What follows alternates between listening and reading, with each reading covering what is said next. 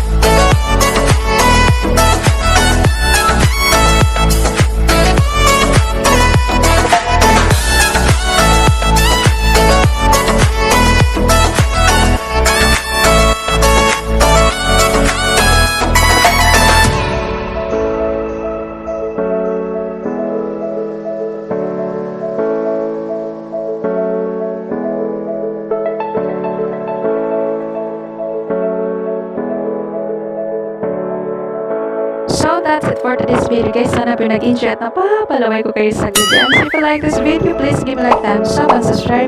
Sa hindi pa nakasubscribe para ma-notify kayo sa mga susunod na upcoming videos ko po. So whatever you value the most in life, you are become like special. So keep always positive in your mind and put a smile on your face. Bye. See you around. Thank you so much for watching. God bless us all. Keep safe everyone.